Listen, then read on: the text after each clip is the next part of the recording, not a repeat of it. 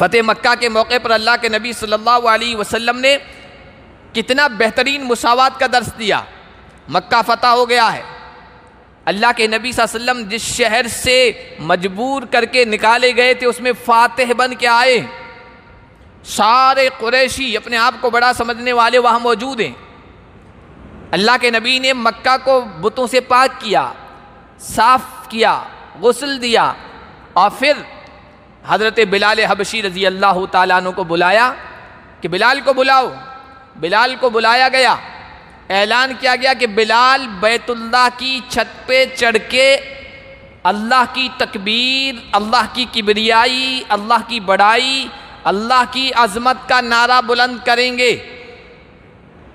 یہ اعلان کیا گیا تو اس معاشرے میں ایک طوفان مچ گیا۔ یہ کوئی معمولی اعلان نہیں تھا،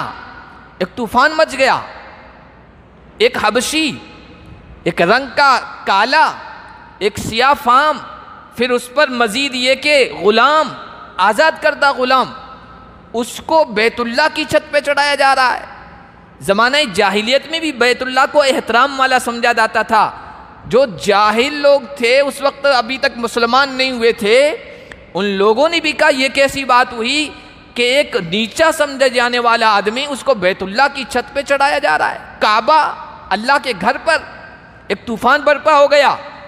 اور وہ بہت مشہور جملہ ہے جو ہسٹورین نے، تاریخ لکھنے والوں نے لکھا اور نقل کیا کہ ایک قریشی اپنے آپ کو بڑا سمجھنے والا ابھی تک مسلمان نہیں ہوا تھا، بعد میں وہ مسلمان ہوئے، صحابی بنے ہیں، اب یہ منظر دیکھ رہے تھے کہ بلال حبشی کو بیت اللہ پہ چڑھایا جا رہا ہے، تو انہوں نے اپنی آنکھوں پر ہاتھ رکھے، اپنی آنکھوں پر ہاتھ رکھے افسوس اور حسرت میں، اور کہا ہائے میرے ابا، تو بڑا خوش قسمت ہے کہ یہ منظر دیکھنے سے پہلے اس دنیا سے چلا گیا ہے۔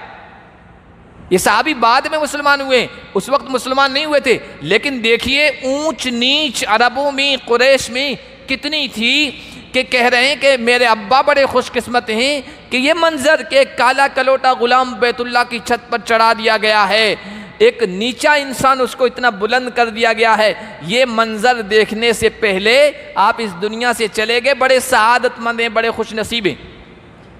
اللہ کے نبی نے اس کاسٹ سسٹم کو، ذات پات کو، طبقاتی تفریق کو، انسانوں، سماج و برادریوں میں اونچ نیچ کا اس طرح خاتمہ کیا،